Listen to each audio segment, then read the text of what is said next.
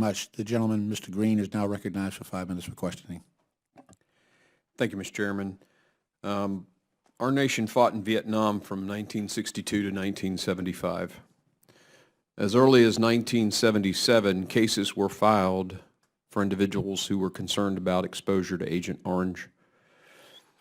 It was not until 1991 that Congress passed an act to get something done. 1991.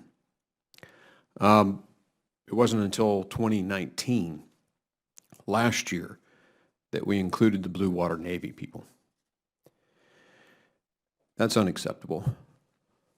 For the men and women who raise their right hand and are willing to put their lives on the line for our freedom, that is simply unacceptable.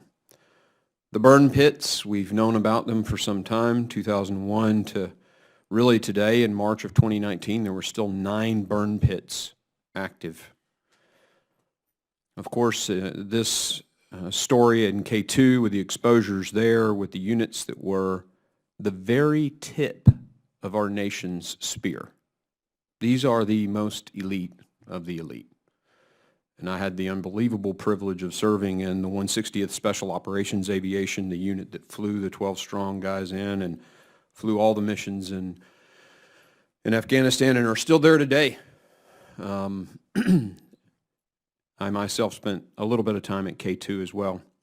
And I think many of the people in the room know that I have had colon cancer and thyroid cancer. Who gets 2 primary cancers at the same time? Right? It's just unheard of.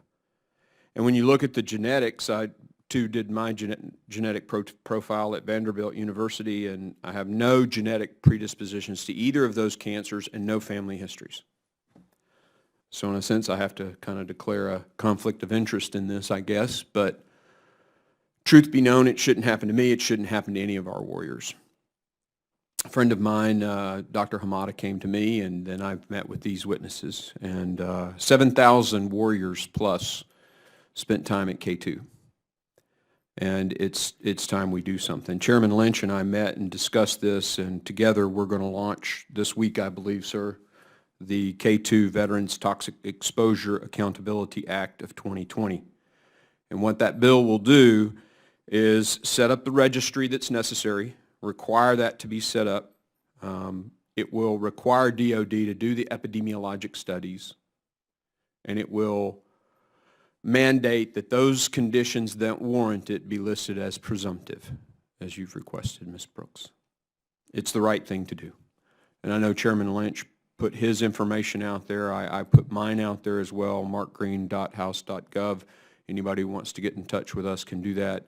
If you feel like you were exposed and you need to get connected, I know there's a Facebook page, and I'd like to ask one of the witnesses or someone to now tell everybody what that Facebook page is, so that your folks, there may be somebody out there who passed through K2 and isn't listed as staying there for very long, but were there long enough to get an exposure. So if you could take the time now and let folks know how they can connect to your organization that's fighting for them.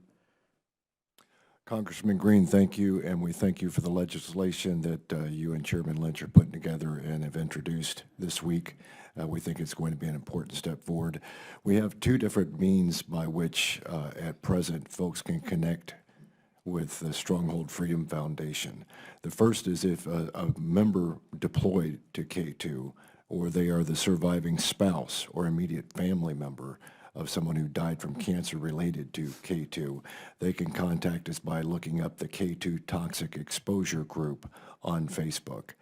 If someone is just a family member, a friend, or maybe they just are concerned about the issue and would like to keep abreast of information, we have a Facebook page which points outward towards the public that we provide information to, and we use this kind of as a public clearinghouse at this time, and that is the Stronghold Freedom Foundation page.